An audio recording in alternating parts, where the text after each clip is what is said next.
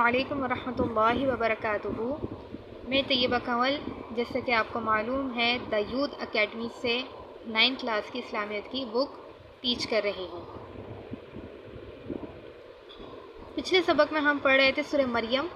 سورہ مریم میں یہ بات ہوئی تھی کہ مکے سے 11 افراد ہجرت کرتے ہیں حبشہ کی طرف، جو افریقہ کا ایک شہر ہے۔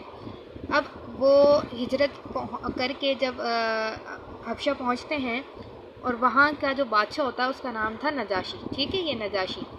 اور نجاشی کے پاس جب یہ لوگ نجاشی کے شہر میں پہنچ جاتے ہیں تو کفار مکہ کو یہ بات پریشان کرتی ہے کہ یہاں سے جو لوگ اللہ کے رسول صلی اللہ علیہ وسلم کے ساتھ 11 افراد گئے ہیں، ایسا نہ ہو وہاں جا کے نعوذ باللہ شر پھیلا دیں۔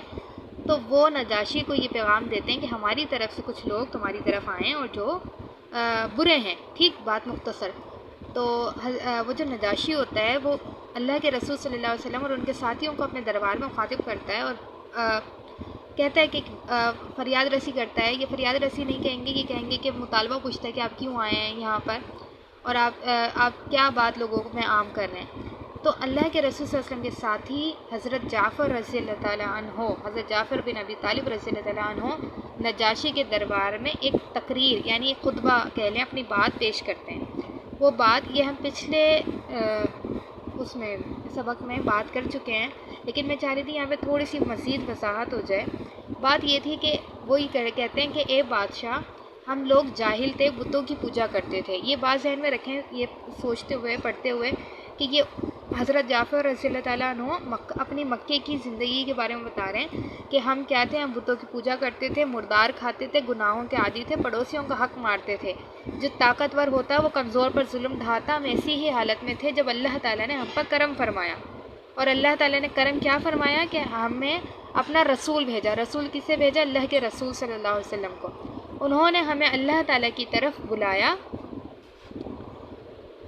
بت پرستی سے منع کیا اور فرمایا کہ ہم سچ بولیں، خون خرابے سے باز آ جائیں۔ آپ کو پتہ ہے 9 کلاس کی یا 10 کلاس کی اردو میں یہ آپ پڑھیں گے کہ کہیں گھوڑا آگے بڑھانے پہ جھگڑا، کہیں پانی پینے پلانے پہ جھگڑا، یوں ہی روز ہوتی تھی تکرار ان میں، یوں ہی روز چلتی تھی تلوار ان میں۔ وہ یعنی اتنی جنگجو قوم کہہ لیں یا اتنی جاہل قوم کہہ لیں کہ وہ ذرا سی بات پہ لڑنے لگ جاتے تھے۔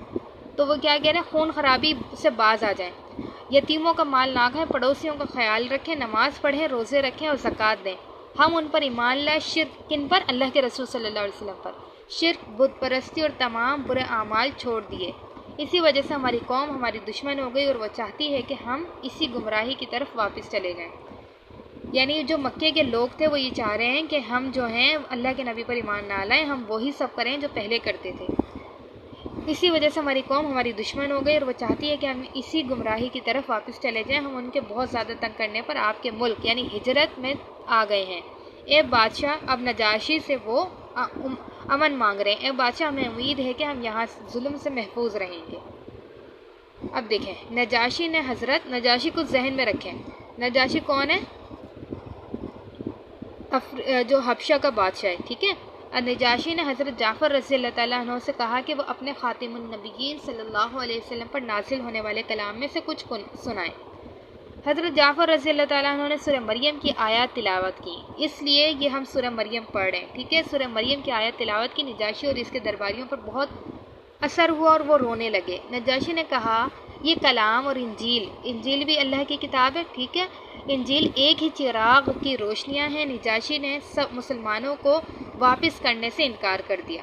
اس طرح مکہ والوں کا یہ وفد ناکام واپس ہوا، یعنی مکہ والوں نے ایک گروپ کہہ لیں یا 2-3 لوگوں کو بھیجا یا ایک فرد کو بھیجا، وفد تو یہ کہیں گے کہ 2-3 افراد، ٹھیک، ان کو بھیجا تھا کس بات کے لیے کہ ان لوگوں کو نکالیں۔ لیکن جب نجاشی نے اللہ کے رسول صلی اللہ علیہ وسلم کی وہ صحابی کی بات سنی اور کلام سنا تو انہوں نے انکار کر دیا اس وقت کو کہ میں کیا ہوں، ان کی بات انہیں واپس نہیں بھیجوں گا، یہ بات سچ کہہ رہے ہیں۔ وفد ناکام ہوا، واپس ہوا، مسلمان وہاں امن و سکون سے رہنے لگے۔ حبشہ کے لوگ مسلمانوں کی پاک زندگی سے بہت متاثر ہوئے، کئی لوگ ان کی دعوت سے مسلمان ہو گئے۔ مسلمان ہونے والے میں حبشہ کے بادشاہ نجاشی بھی تھے۔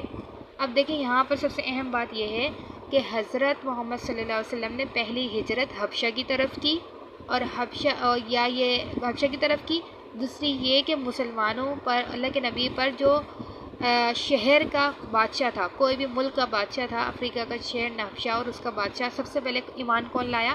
نجاشی ایمان لایا، انفارمیشن کے لیے۔